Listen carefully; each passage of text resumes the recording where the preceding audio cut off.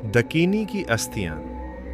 रात के ठीक 1:13 बजे पुराने शमशान घाट के पास से गुजरते हुए रोहन की बाइक अचानक बंद हो गई। हवा पूरी तरह शांत थी, लेकिन फिर भी उसे ऐसा लग रहा था जैसे कोई उसके पीछे खड़ा हो। तभी उसके कानों में एक औरत की धीमी आवाज आई, मेरी अस्थियां वापस कर दो। रोहन ने डरते हुए पीछे मुड़कर देखा, लेकिन वहां कोई नहीं था। उसने जल्दी से बाइक स्टार्ट करने की कोशिश की, पर तभी उसकी नजर सड़क किनारे पड़े एक पुराने लाल कपड़े पर गई। उस कपड़े के अंदर कुछ बंधा हुआ था। क्यूरियोसिटी में उसने कपड़ा खोला और अगले ही पल उसका चेहरा डर से सफेद पड़ गया। अंदर थीं कुछ जली हुई हड्डियां और एक काले धागे में बंधी चांदी की पायल। जैसे ही उसने वो पायल हाथ में ली, अचानक चारों तरफ की हवा बर्फ जैसी ठंडी हो गई और दूर शमशान में एक साथ कई चिताओं की आग अपने आप जल उठी। रोहन डर गया। उसने तुरंत वो गठरी वापस फेंकी और बाइक लेकर वहां से भाग गया। लेकिन असल डर तो अब शुरू हुआ था। उस रात उसके कमरे में अजीब चीजें होने लगीं।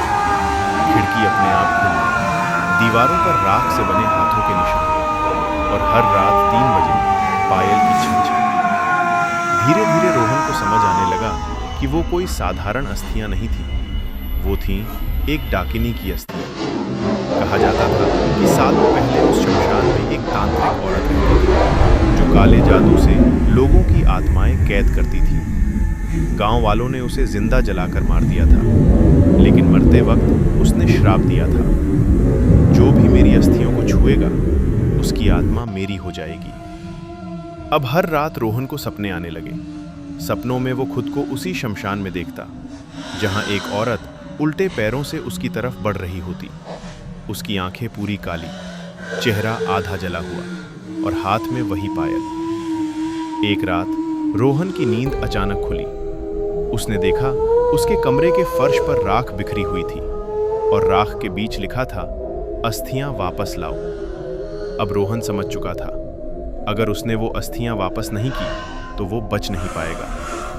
अगली रात वो कांपते हुए उसी शमशान पहुंचा। चारों तरफ घना कोहरा था और दूर कहीं औरत के रोने की आवाज गूंज रही थी। रोहन ने वो गठरी जमीन पर रख दी और कांपती आवाज में बोला, मुझे छोड़ दो। कुछ सेकंड तक सब शांत रहा। फिर अचानक उसके पीछे किसी ने जोर से फुसफुसाया, अब बहुत देर हो चुकी है। रोहन धीरे धीरे पीछे मुड़ा और उसकी चीख निकल गई, क्योंकि सामने खड़ी थी वो डाकिनी, लेकिन उसका चेहरा रोहन जैसा था। अगली सुबह शमशान के पास लोगों को सिर्फ राख मिली और एक नई पायल, जिससे अभी भी धीमी छन छन की आवाज आ रही थी। जादुई कहानियों की दुनिया में हमसे जुड़ें, सदस्यता लें और जादू साझा करें।